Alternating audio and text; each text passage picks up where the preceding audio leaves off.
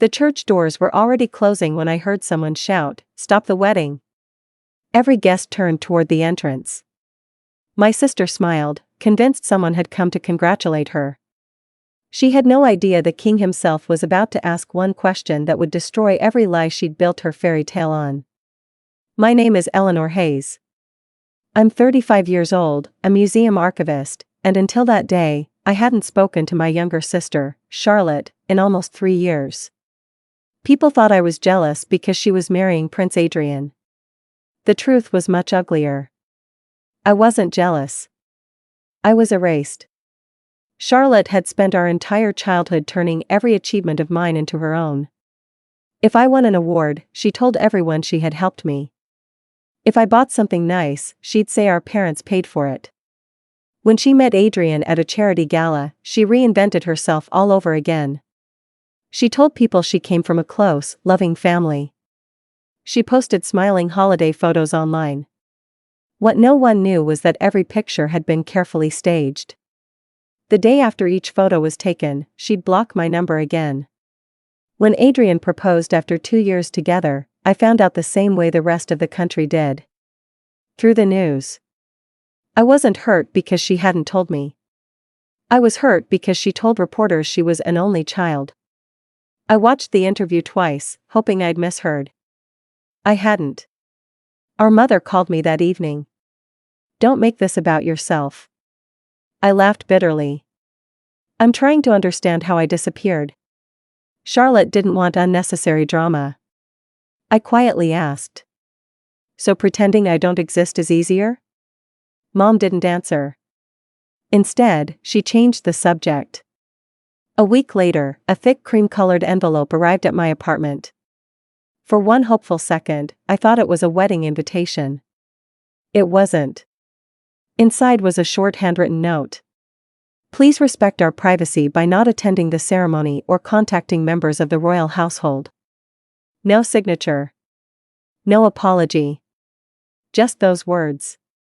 At the bottom was Charlotte's handwriting. I folded the note and placed it back in the envelope. That night, I cried harder than I had in years. Not because I wanted to attend the wedding. Because my own sister wanted to erase me completely. Life went on. I buried myself in work. As an archivist, I spent my days restoring centuries-old letters and family records. There was something comforting about preserving history. Unlike people, history couldn't lie forever. 3 weeks before the wedding, something strange happened. A man in a dark suit visited the museum. He introduced himself as Daniel Mercer. "I'm conducting historical verification work for the royal household." He showed official identification. "I understand you specialize in authenticating family documents." "I do." He placed several copies of newspaper interviews on my desk. Every article quoted Charlotte describing her family. One statement caught my attention immediately. "I inherited my passion for historical preservation from my late grandfather, who raised me." I frowned. "That's impossible." Daniel looked up. "You knew her grandfather?" "I knew mine. He died before Charlotte was born." Daniel didn't say anything. Instead, he slid another document toward me. It was a draft of a charitable foundation biography prepared for the upcoming royal wedding. Several family stories were included. Almost every one of them had been taken directly from my life. My university scholarship. My volunteer work. Even the story about restoring Grandpa's pocket watch. Charlotte had simply changed my name to hers. Daniel finally spoke. "We've been verifying public biographies. There are inconsistencies." I took a deep breath. "I don't want revenge. I just want the truth." He nodded thoughtfully. "Truth is exactly why I'm here." Over the next week, I provided copies of family photographs, school records, letters written by Grandpa, and archived journals proving which memories belonged to whom. I expected never to hear from Daniel again. Instead, 2 days before the wedding, he called. "Miss Hayes. The palace would appreciate your availability on Saturday morning." My heart skipped a beat. I'm not invited. I know. Just, please be available. He wouldn't explain further. Saturday arrived. I stayed home. I had no intention of forcing myself into anyone's wedding. Around noon, my phone rang. It was Daniel. Can you come to St. Andrew's Chapel immediately? Why? There was a pause. Then he quietly answered. Because His Majesty has one question. And only you can answer it. My hand shook the entire drive to St. Andrew's Chapel. I wasn't going there to ruin anyone's wedding. I kept repeating that to myself. I was going because someone had asked for the truth. When I arrived, security escorted me through a private entrance. Daniel met me in the hallway. Thank you for coming. What happened? He lowered his voice. During the final background review, His Majesty requested verification of several family stories that would become part of the Royal Foundation archives. And? There are too many contradictions. He opened the chapel door. Inside, hundreds of guests sat in complete silence. Charlotte stood at the altar in a breathtaking white gown. Prince Adrian looked confused. At the front stood the king. He wasn't angry.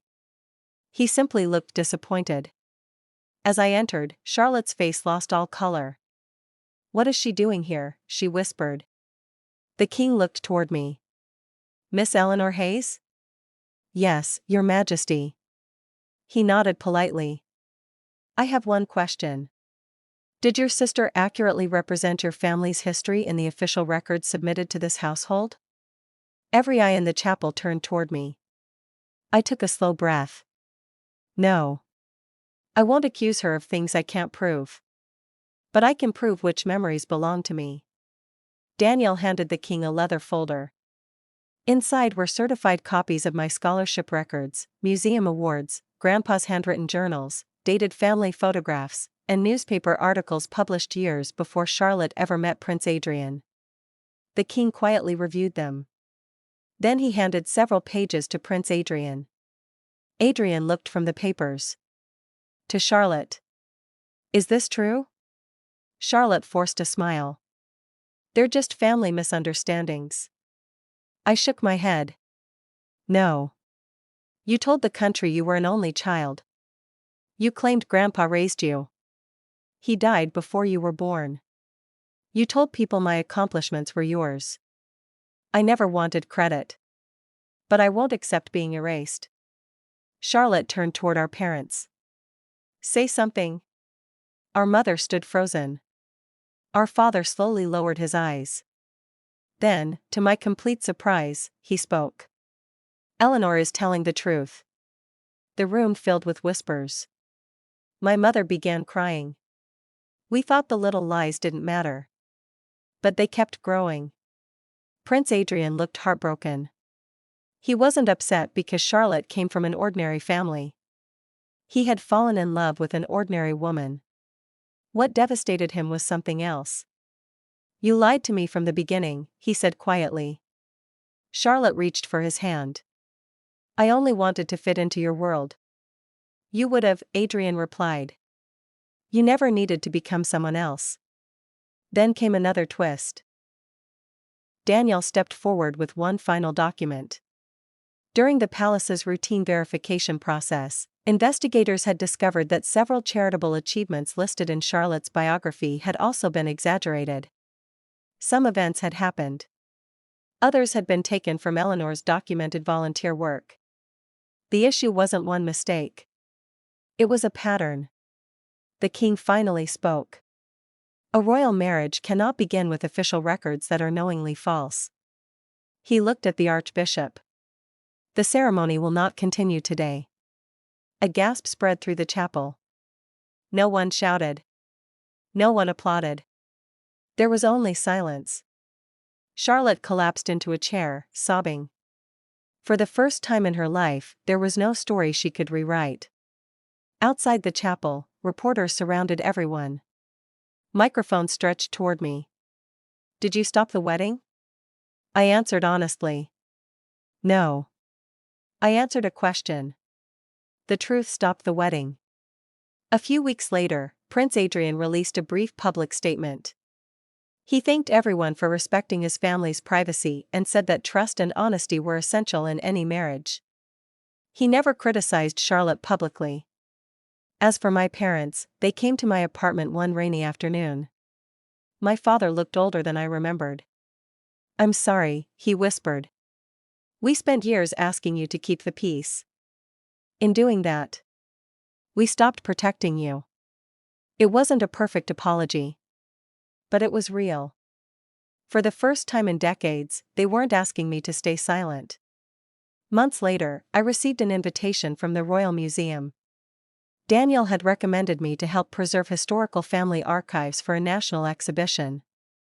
The work had nothing to do with Charlotte. It had everything to do with the career I had built through years of quiet dedication. One afternoon, while restoring a 200-year-old journal, I smiled. History had taught me something my family never did.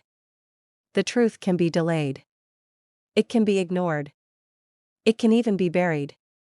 But if enough people care about protecting it, it always finds its way back into the light. People still ask if I regret going to that wedding. I don't. I didn't go there to take away my sister's future. She did that herself the moment she decided a life built on borrowed stories was better than one built on honesty. The king didn't end the wedding because I was his favorite. He ended it because a marriage built on deception could never become the foundation of a family. And after years of being treated like I didn't exist, the greatest revenge wasn't watching my sister lose her wedding. It was finally having my own story told, truthfully.